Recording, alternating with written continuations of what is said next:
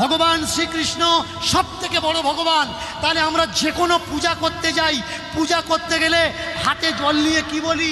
এটা কি আপনি ইয়ার্কি পাচ্ছেন? আপনি কি ইয়ার্কি করতেছেন নাকি? আপনি ইয়ার্কি মারাচ্ছেন নাকি 10 সমাজে উঠে? আর এগুলা কাকে বোঝাচ্ছেন? কোন বোকায় শুনতেছে? তো দেখা যাচ্ছে হাজার হাজার লোক।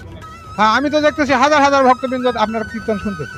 আপনি যে কৃষ্ণ ভক্তই নন, তাহলে কৃষ্ণ নাম আপনার মুখে কে শুনতেছে? প্রভুকে মানেন, আবার শ্রীকৃষ্ণকে মানেন না, রামচন্দ্রকে মানেন না, এগুলি নিয়ে আপনি ইয়ার্কি করতেছেন, ঠাট্টা করতেছেন, উপহাস করতেছেন। এখানে আমার প্রশ্ন আসতেছে, যেমন ইনি বলল যে শ্রীকৃষ্ণ, শ্রী বিষ্ণু এবং হরি, আমি তো জানি যে এই তিনের মধ্যেই এক আছে নাকি? তিনের মধ্যে এক না, তাহলে এদেরকে আলাদা আলাদা ভাবে পৃথক করে দেখতেছি কেন? ভগবান বড় ভগবান কেন ভাবতেছি, এইটাই আমি জানতে চাচ্ছি যে আমরা এদেরকে পৃথক ভাবে কেন দেখতেছি। আমি এরকম 5টা করে 10টা বিশ্লেষণ করে ভক্তবৃন্দের সামনে প্রকাশ দিলাম। আমি জিজ্ঞাসা রাখলাম দীনকৃষ্ণের ঠাকুরের জানা থাকলে এরকম 5 25টাকে বিশ্লেষণ করে যেন সমাজে মানুষকে বোঝায়, তাহলে আর এই গঙ্গের চর যমুনের স্তম্ভ আসবে না। তো আজকে আসছি আমরা সাধু বাবাজির কাছে কিছু তথ্য নেওয়ার জন্য। সাধু বাবাজি মূলত যদি বলি, আমাদের বাড়ি থেকে সাধু বাবাজির বাড়ি একটু দূরত্ব, মানে এক গ্রাম থেকে আরেক গ্রাম, তো পাশাপাশি গ্রামেই আমাদের বাড়ি। তো বাবাজির কাছে কিছু তথ্য নিব। সেটা হলো যে দীনকৃষ্ণ ঠাকুর বলেছেন যে আমাদের ভগবান শ্রীকৃষ্ণের নামে কোনো মন্ত্র নেই কেন। তো এই বিষয়ে আমরা তথ্য নিব বাবাজির কাছ থেকে। তো প্রথমে আমরা বাবাজির থেকে পরিচয় নিব, পরিচয় নেওয়ার পর আমরা মূল প্রসঙ্গে আলোচনা শুরু করব। তো তার আগে আপনাদেরকে একটা রিকোয়েস্ট করব, অবশ্যই আপনারা যারা আমাদের চ্যানেলে নতুন, তারা অবশ্যই চ্যানেলটিকে সাবস্ক্রাইব করে রাখবেন, কারণ নতুন নতুন আপডেটগুলো সবার আগে দেখার জন্য। তো আমি সবাইকে অনুরোধ করব ফুল ভিডিওটা দেখবেন, অনেক জানতে পারবেন। তো আমরা বাবাজির থেকে পরিচয় নেই। তো বাবাজি নমস্কার, কেমন আছেন আপনি? আছি গুরু। আপনার নাম? আমার নাম তো নরেশ। গ্রামের কথাটা আমি বলে দিই, অর্জুনাহার গ্রাম, অর্জুনাহার থানা বীরগঞ্জ। তো বাবাজিকে আমরা মূলত প্রথমে একটি ভিডিও দেখাবো। ভিডিও দেখানোর পর ওনাকে প্রশ্ন আমরা জিজ্ঞাসা করবো, বা উনি সুন্দরভাবে আমাদেরকে বুঝাই দিবেন। তো আশা করি আপনারাও এখান থেকে কিছু বুঝতে পারবেন। আমরা যে তথ্যগুলো ওনার কাছ থেকে নিব সম্পূর্ণটাই আপনাদেরকে শেয়ার করব। এই জন্য আপনাদের কাছে অনুরোধ সম্পূর্ণ ভিডিওটা দেখার জন্য, অনেক কিছু তথ্য জানতে পারবেন। তো আমরা এখন ওনাকে ভিডিওটা দেখাবো, আপনারা সাথেই থাকুন, দেখতে থাকুন। করেছি, বলুন সব থেকে বড় ভগবান কোনটা? বলুন মায়েরা, বলুন, জোর করে বলবেন। সব থেকে বড় ভগবান কোনটা? জোরে বলুন। ভগবান শ্রী কৃষ্ণ, তাই তো? ভগবান শ্রীকৃষ্ণ সব থেকে বড় ভগবান, তাহলে আমরা যে কোনো পূজা করতে যাই, পূজা করতে গেলে হাতে জল নিয়ে কি বলি? সর্বপ্রথমে কি বলি? নম শ্রী বিষ্ণু, নম শ্রী বিষ্ণু, নম শ্রী বিষ্ণু। কেন বলি না নম শ্রীকৃষ্ণ, নম শ্রীকৃষ্ণ, নম শ্রীকৃষ্ণ? কৃষ্ণ তো ভক্ত। তো দর্শক বন্ধুরা, আমরা ওনাকে ভিডিওটি দেখালাম, এখন এখান থেকে আমরা কিছু তথ্য ওনার কাছ থেকে নিব। তো চলুন আমরা ওনাকে কিছু জিজ্ঞাসা করি। তো বাবাজি, এখানে তো আপনি ভিডিওটা দেখলেন না, মানে উনি বলছে যে আমাদের ভগবান শ্রীকৃষ্ণের নামে কোনো মন্ত্র নেই কেন? যেমন ধরেন যে দেহ শুদ্ধি করতে গেলে যে মন্ত্র বলার লাগে, উনি বলছে যে সেই মন্ত্রগুলো আমাদের নেই। তো এই বিষয়ে আপনার কাছে জানতে চাই, আসলে কি ভগবান শ্রীকৃষ্ণের নামে কোনো মন্ত্র নেই? সর্বপ্রথম প্রণাম নমস্কার দিয়ে শুরু করছি আর কি, যেহেতু অনেক শ্রোতাবৃন্দ ভক্তবৃন্দরাও এটা দর্শন করবেন বা শুনবেন, তো সেই হেতু তারাও এটা বিচারও করবেন কোনটা ন্যায় কোনটা অন্যায়। তা আমার জানা মতে ভগবান শ্রীকৃষ্ণের নামে মন্ত্র আছে। আমার অনুরোধ, সনাতন ধর্মের যত ভক্তবৃন্দ যারা নিত্যকর্ম করে থাকেন, গুরু পূজা করে থাকেন নিত্য, তারা সবাই ভেবে দেখেন গুরু মন্ত্রের তালিকায় শ্রীকৃষ্ণের নাম মন্ত্র আছে, শ্রীকৃষ্ণের পূজা বিধি আছে। আর যদি না থাকে, আমি একটু ইঙ্গিত দিচ্ছি, আপনারা ওইখানে চিন্তা করে দেখবেন। সেই মন্ত্রের একটা সূচনা আমি জানাচ্ছি, সেটা হলো ক্লিং কৃষ্ণায় সাহা। এটা কৃষ্ণ পূজা করার মন্ত্র। হয়তো তিনি কোনোদিন কৃষ্ণ পূজা করেন নাই বলে কৃষ্ণ পূজার মন্ত্র এখনও শিখেন নাই বা জানেননি, আর তিনি কৃষ্ণ ভক্ত নন বলে সেই ওনার যে গুরু আছে, ওনার গুরু এখন কোন ভক্ত, সেই ভক্তই ভক্ত। তো ওনার গুরু হয়তো কৃষ্ণ ভক্ত নয়, সেই কারণে কৃষ্ণ মন্ত্র এই কৃষ্ণ ঠাকুরকে জানাতে পারে নাই বা ইনিও শিখতে পারে নাই। কিন্তু কৃষ্ণ মন্ত্র আমাদের শাস্ত্রগ্রন্থে আছে, এবং যারা পৃথিবীতে শ্রীকৃষ্ণের ভক্ত হয়ে শ্রীকৃষ্ণের পূজা করতেছেন দৈনন্দিন, তারা শ্রীকৃষ্ণের মন্ত্র ঠিকই উচ্চারণ করে পূজা করতেছেন। দীনকৃষ্ণ ঠাকুর কোনোদিন কৃষ্ণ ভক্ত হননি, তাহলে ওকে কেই কৃষ্ণ মন্ত্র শিখাবে, কে সেই কৃষ্ণ মন্ত্র জানাবে? আর সে কি করে সেই কৃষ্ণের পূজা করবে? তো কৃষ্ণ ভক্ত হয়ই নেই। কারণ কৃষ্ণ ভক্ত হলে তো তার অলঙ্কারই নেই শরীরে। কৃষ্ণ ভক্ত হলে তো তিলক পড়তে হবে, মালা পড়তে হবে, ইত্যাদি অনেক নিয়ম কানুন মানতে হবে, তারপরে তো কৃষ্ণ ভক্ত। তা আমি বলছিলাম বিশেষ করে দীনকৃষ্ণ ঠাকুরের প্রতি লক্ষ্য করে আর কি, যে আপনি একটা সনাতন ধর্মের বিশেষ ভাইরাস হয়ে দাঁড়ালেন। তো আপনাকে কে হিসাব করে? আপনার চেয়ে বড় বড় অনেক মানে শক্তিশালী ব্যক্তিরা এই কলিযুগেও আসছিল, এর পূর্বের যে যুগগুলো গেছিল সেই যুগগুলোতেও আসছিল, যেমন রাবণ রূপে, কংস রূপে, আরও বিভিন্ন দেবদৈত্য রূপে আসছিল আর কি, বিভিন্ন দৈত্য অসুর রূপ ধরে। তো তারা কেউ কৃষ্ণের সামনে, বিষ্ণুর সামনে টিকে থাকতে পারেনি। বর্তমান এখন আপনি একটা কথা বললেন দীনকৃষ্ণ দাস ঠাকুর, যে আপনার এটা কথাটাও ভুল হয়ে গেল। আপনি বললেন সবচেয়ে বড় ভগবানকে, এই আর কি বললেন। এটা কি আপনি ইয়ার্কি পাচ্ছেন? আপনি কি ইয়ার্কি করতেছেন নাকি? আপনি ইয়ার্কি মারাচ্ছেন নাকি 10 সমাজে উঠে? আর এগুলা কাকে বোঝাচ্ছেন? কোন বোকায় শুনতেছে? এখানে তো দেখা যাচ্ছে হাজার হাজার লোক। হ্যাঁ, আমি তো দেখতেছি হাজার হাজার ভক্তবৃন্দ আপনার কীর্তন শুনতেছে। তা আপনি যে কৃষ্ণ ভক্তই নন, তাহলে কৃষ্ণ নাম আপনার মুখে কে শুনতেছে? তো এখন এইখানেই কথাটা, যে আপনি যেটা বলতেছেন যে কৃষ্ণ মন্ত্র নাই, কৃষ্ণ মন্ত্র ঠিকই আছে, কিন্তু ভগবানের একটা ধর্ম আছে। আর বড় ভগবান ছোট ভগবান নামে কিছু নাই পৃথিবীতে। ভগবান ভগবান। তো ভগবান ছিলেন যিনি, আপনি বললেন হরি, তো হরি স্বয়ং নারায়ণ, এটা সত্যযুগের বিষয়। হরি নারায়ণ নিজেই আবার বিভিন্ন রূপ ধরে ধরাধামের জন্ম নিয়ে এসেছে। আপনি এগুলো মানতেছেন কি না মানেন? না মানেন যদি, তাহলে নিত্যানন্দের নাম, মহাপ্রভু চৈতন্যের নাম এখনই গাইলেন কেন?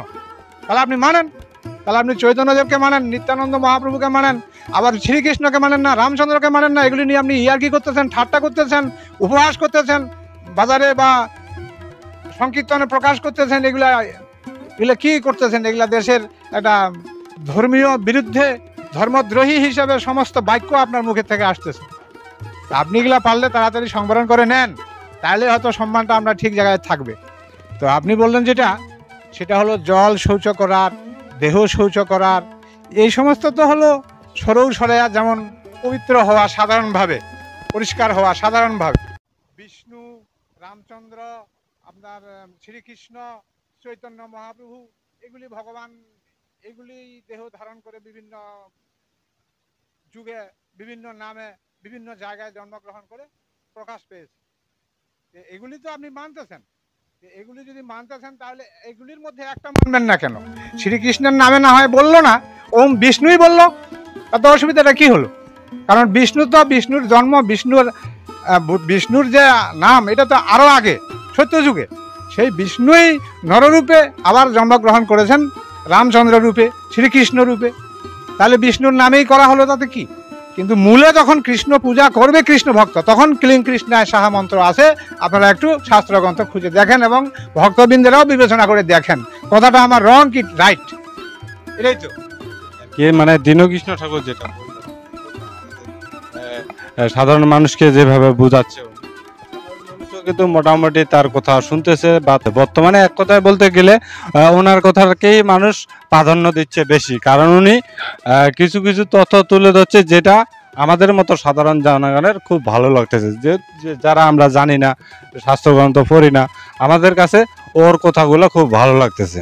ঠিক আছে, তো এখন এই যে কিছুক্ষণ আগে যে কথাগুলো বললো উনি, যে কৃষ্ণ সব থেকে বড় ভগবান, এখন এখানে আমার প্রশ্ন আসতেছে, যেমন ইনি বলল যে শ্রীকৃষ্ণ, শ্রী বিষ্ণু এবং হরি, আমি তো জানি যে এই তিনের মধ্যেই এক আছে, নাকি তিনের মধ্যে এক না?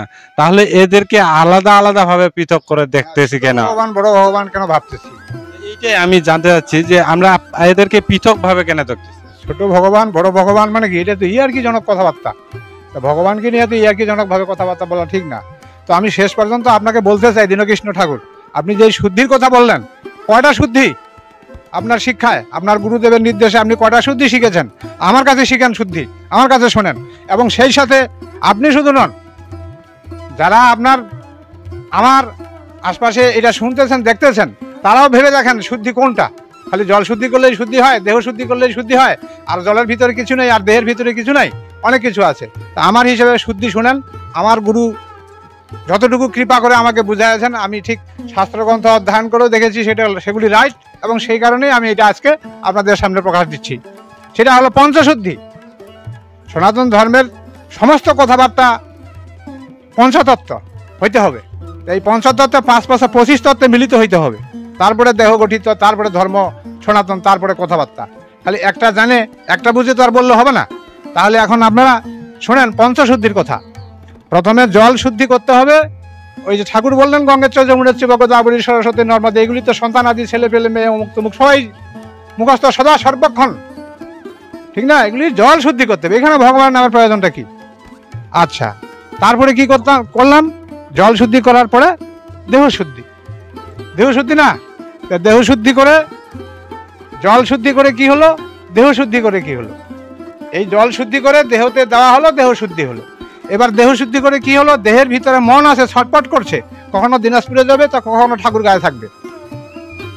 তারপরে সেই মনকে শুদ্ধি করতে হবে। আবার জল শুদ্ধি, দেহ শুদ্ধি আর মন শুদ্ধি হলো, তাই তো শুদ্ধি হয়ে গেল না? অসম্ভব।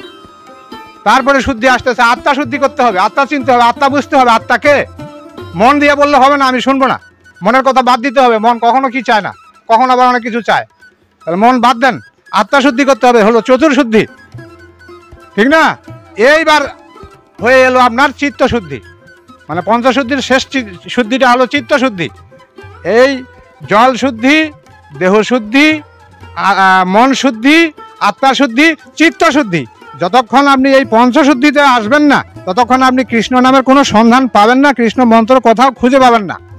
তা আপনি পারলে ধীরে ধীরে কৃষ্ণ ভক্ত গুরু ধরে, কি আমি কি অন্যায় বলতেছি দেখেন, আপনারা শ্রোতাবৃন্দ যারাই আছেন কথাগুলি বিবেচনা করেন। কৃষ্ণ ভক্ত ধরে বা বিষ্ণু ভক্ত ধরে আপনি যদি পুনরায় দীক্ষিত হন, তাহলে আপনার কর্ণে কৃষ্ণ মন্ত্র পৌঁছিবে। আর সেখানেও আমি বলি, সেই মন্ত্রের আশ্রয়ে 5 প্রকার স্থান আছে। হয়তো অনেকেই জ্ঞানী গুণী বসে আছেন আর দেখতেছেন, শুনতেছেন, হ্যাঁ, তারা অবশ্যই বিবেচনা করবেন। সেই বিবেচনাটা হলো পঞ্চাশ্রয়ে থাকতে হবে। পঞ্চশুদ্ধি করলে হবে না, আশ্রয়ে থাকতে হবে ভগবানের। এখন ভগবানের আশ্রয়ে কিভাবে আপনি থাকবেন? পঞ্চাশ্রয়ে, পঞ্চভাবে থাকতে হবে। কি পঞ্চাশ্রয়? প্রথমে গুরুকে নিয়ে তুলসীর তলায় বসে এই দেহ শুদ্ধি, জল শুদ্ধি, দেহ শুদ্ধি, মন শুদ্ধি, আত্মা শুদ্ধি, চিত্ত শুদ্ধি করে গুরু মন্ত্র নিতে হবে। এটা হলো কৃষ্ণ মন্ত্র। দেখেন কৃষ্ণ মন্ত্র আছে কিনা খুঁজে দেখেন। কৃষ্ণ মন্ত্র নিয়ে সেই মন্ত্রটাকেই যোজন যাজন অধ্যয়ন করে, পূজা অর্চনা করে, সেই মন্ত্রের থেকে উদ্ভাব হয়ে যাবে বা তৈরি হয়ে যাবে কি? মন্ত্রাশ্রয়ের পরে খোঁজাখুঁজি হবে যে কি মন্ত্র নেওয়া হলো। সেই মন্ত্রটা নেওয়া হলো নাম মন্ত্র। তখন তার মন্ত্রাশ্রয় ছিল, এখন তার নাম মন্ত্র হয়ে গেল, অর্থাৎ সে নামাশ্রয়ে পৌঁছে গেল। নাম মন্ত্র নিয়েছে। কি মন্ত্র? নাম মন্ত্র। প্রথমে হলো মন্ত্রাশ্রয়, তারপরে হলো নামাশ্রয়। 2টা আশ্রয় হলো, আশ্রয় কিন্তু 5টা। তারপরে তৃতীয়তে কি হলো? এই নামাশ্রয় গ্রহণ করার জন্য তার একটা ভাব হলো। সে এখানে যায় না, ওটা খায় না, এটা বলে না, বস্ত্রের পরিবর্তন, তিলকমালা ধারণ করলো, গুরুর কথা নির্দেশ মেনে গুরু ভক্তি করতেছে। তখনই তার ভাবের উদয় হলো, তখন সে ভাবাশ্রয়ে পৌঁছে গেল। তাহলে ত্যাগ করলাম কোথায়? প্রথমে মন্ত্রাশ্রয়, তারপরে নামাশ্রয়, তারপরে এলাম ভাবাশ্রয়। এখন ভাবাশ্রয়ের পরে শুধু ভাবের ঘরে থাকলে হবে না, ভাব তো বহু প্রকার আছে, ভাবের সঙ্গে সব অভাব জড়িত। এই ভাবাশ্রয় ত্যাগ করে তখন তাকে যাইতে হবে প্রেমাশ্রয়। প্রেম কি বস্তু, প্রেম কি কৃষ্ণ নাম, প্রেম যে তখন একটু অনুমান করতে পারবে। তখন সেই প্রেমাশ্রয়ে সে পৌঁছলে সেই প্রেমাশ্রয়ের সম্পূর্ণ সমাধান ঘটবে না, এরপরের আশ্রয় আছে। এই প্রেমের পরে, প্রেম তো সারাক্ষণ সম্ভব হবে না কারোই। অন্তিম অবস্থা, অন্তিম সময়, অন্তিম বিষয় অনেক কিছু আছে মানব জীবনে। তাই শেষে তাকে এই প্রেম আশ্রয় ত্যাগ করেও রস আশ্রয়ে পৌঁছতে হবে। এই আশ্রয়ের শেষ আশ্রয় হলো রস আশ্রয়। তা আমি এরকম 5টা করে 10টা বিশ্লেষণ করে ভক্তবৃন্দের সামনে প্রকাশ দিলাম। আমি জিজ্ঞাসা রাখলাম দীনকৃষ্ণ ঠাকুরের জানা থাকলে এরকম 5-25টাকে বিশ্লেষণ করে যেন সমাজে মানুষকে বোঝায়, তাহলে আর এই গঙ্গের চর যমুনের চর আসবে না। কি গঙ্গা জল এনেছি বলেই গঙ্গার কাছে আমি বললাম যে হে মা আপনার জল এনেছি, আমি আমার দেহ শুদ্ধি করব, শ্রীকৃষ্ণের পূজা করব, তাই আপনার জল এনেছি বলে আপনাকে অনুরোধ করলাম, আপনাকে স্মরণ করলাম, আপনার কাছে ক্ষমা চাইলাম, তাই তো আমি বললাম গঙ্গের চর যমুনা চর। এখানে শ্রীকৃষ্ণের নাম আসবে কেন? দরকারটাই কি, প্রয়োজনটাই কি? জল তো আমি নিয়ে এলাম। আপনি এগুলি বাদ দিয়ে এই 5 পয়সা 25টার তথ্য, 5 পয়সা 25টা আশ্রয়, এগুলি খোঁজ করে একটু 25টায় মুখস্থ করে দেখেন, আর আগামী দিনে আমাদেরকে একটু বুঝান, ঠিক রাস্তায় এসে ঠিক কথা বুঝান, তাহলে আপনি কৃষ্ণ মন্ত্র নিয়ে কৃষ্ণ মন্ত্র খুঁজে পাবেন। আর না হলে খালি যেদিক সেদিক খুঁজলে তো যেখানে সেখানে কি আর কৃষ্ণ মন্ত্র পাওয়া যায়? ভাই, আপনার ললাটে এখনো ঊর্ধ্বপুণ্ড সিঁদুরের ফোঁটা, আপনি কবে কৃষ্ণ কৃষ্ণ নামের কাছে যাবেন? আপনি তো কৃষ্ণ নামের বহু দূরে। তো যাই হোক, এই পর্যন্ত রাখলাম। হ্যাঁ, আমি কিছু এইদিক সেদিক ভাষায় খারাপ করে কাউকে কিছু বলতে চাই না, আমার এটা অভ্যাস নয়। আর আপনি বরং ভাষা খারাপ করেও অনেক কিছু সমাজে বলতেছেন, ভগবানের নামে ব্যঙ্গ করে বা ইয়ার্কি করে, এগুলি আপনি ধীরে ধীরে ত্যাগ করার চেষ্টা করেন। তো যাই হোক, এই পর্যন্ত আমি সমাপ্ত করি, আরও আগামী দিনে দেখা হবে। তো দর্শক বন্ধুরা, আমার বাবাজি যে তথ্যগুলো দিল আপনারা সবাই মনোযোগ সহকারে হয়তো শুনছেন বা শ্রবণ করছেন। তো আশা করি যে উনি যে যুক্তিটা দিছে বা যে তথ্যগুলো আমাদের সাথে শেয়ার করলো বা আমরা যে আপনাদের সাথে শেয়ার করলাম, হ্যাঁ, এটা আপনারা ভালোভাবে বিশ্লেষণ করে দেখবেন যে উনি ঠিক বলছে না ভুল বলছে, এবং ভালো মন্দ অবশ্যই কমেন্ট করে জানাবেন। আর আরেকটি কথা বলি, এখানে দীনকৃষ্ণ ঠাকুর সঠিক কথা বললো না আমার এই বাবাজি সঠিক কথা বললো, এর সম্পূর্ণ বিচারটা আপনাদেরকেই দিলাম। তথ্যগুলো আপনারা সংগ্রহ করে আমাদেরকে কমেন্ট করে জানাবেন। তো সবাইকে নমস্কার, আজকের মতো এই পর্যন্ত ভিডিওটি শেষ করতেছি।